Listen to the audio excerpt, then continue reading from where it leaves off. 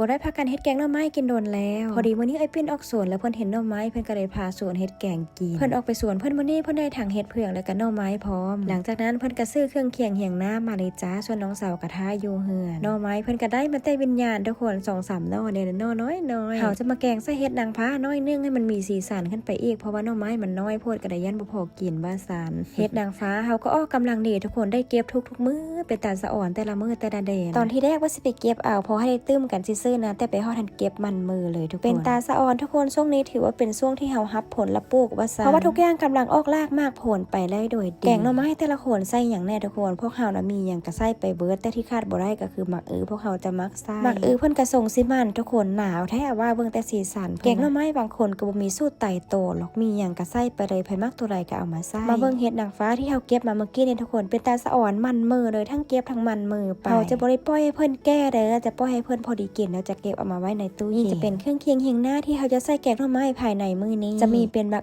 บักบวบเฮ็ดนางฟ้าแล้วก็เฮ็ดเผือกบ่แน่ใจว่าจะแกงหน่อไม้หรือว่าจะแกงเฮ็ดกันแน่นะมื้อนี้ไอ้ปิ้นเพิ่นจะปิ้งหนูกินน้ำเห็นเพิ่นโฆษณานักหนาว่าหนูเพิ่นแซ่บไปซะถามเพิ่นอยู่ว่าเจ้าสร้างมาแต่ไสเพิ่นสร้างมาจากเพจอาภายไตห้วยนี่เฮาบ่แน่ใจว่าอ่านซื้อเพจเพิ่นถูกหรือบ่แต่เพิ่นน่าจะเป็นคนแถวเหนือสำหรับเอ้ยค่อยแม่นเรื่องสัตว์ป่านี่แม่นเพิ่นกินดีเพิ่นมักกินมากันต่อที่แกงหน่อไม้กันดีกว่าทุกคนมื้อนี้เฮาจะใส่เป็นชิ้นหมู3ชั้นปกติเฮาจะใส่เป็นกระดูกแต่บักกระดูกหมูเฮาบ่มีก็เลยใส่ตัวนี้แทนขั้นตอนต่อมาเฮาก็จะมาตำข้าวเบื่อผสมประสานกับหมักผุกหมักเพชรนะจ๊ะหลังจากนั้นเพิ่นจะนำหมู3ชั้นมาคั่วก่อนน้อยนึงพอให้มันแห้มๆจังใส่ทุกอย่างลงไปแกงหน่อไม้ค่อยอาจจะบ่คือไผแล้วบ่มีไผคือเด้อจุเจ้าเพราะเพิ่นจะใส่ส่วนผสมต่างๆลงไปก่อนจะใส่น้ำยานางเฮาก็งงคือกันถามเพิ่นอยู่ว่าเจ้าคือเฮ็ดแนวนี้เพิ่นบอกว่าเฮ็ดอันใดก็ได้ขอให้มันสุกก็พอเพิ่นว่าซั่นเฮาก็เลยเฮ็ดอีหยังบ่ได้เฮาก็เลยบอกเพิ่นว่าเอาที่เจ้าสบายใจกันแล้วกันขอให้ค่อยได้กินก็พอเพิ่นน่ะ เพิ่นก็จะใส่มักเพชร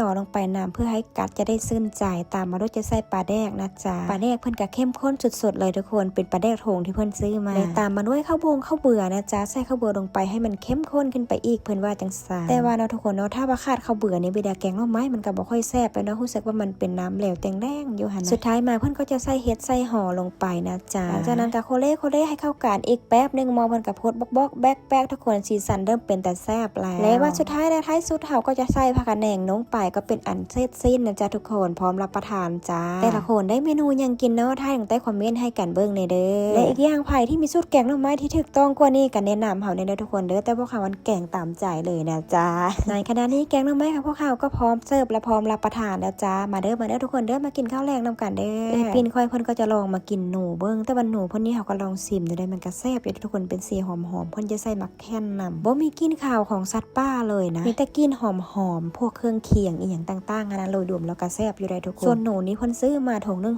60,000ได้ประมาณ2ตัวนี่แหละมื้อนี้เฮากินข้าวบ่ครบคนซ้ำตรงหนิงเพิ่นบ่กินน้ำมีแต่น้องปุ้ยกินน้ำเพราะว่าตรงหนิงเพิ่นอิ่มแล้วเพิ่นว่าพี่แท้น่ะสาวเอ็มฮู้แล้วเป็นหยังเพิ่นจึงบ่กินเพราะว่าอาหารบ่ถึกปากเพิ่นนั่นเองส่วนผู้หานะส่วนน่าจะกินทั้งเส้นดีกว่าบ่คือน้องปมปุ้ยน่ะกินหมดทุกสิ่งทุกอย่างมาเด้อมากินข้าวแลงนำกันเด้อทุกคน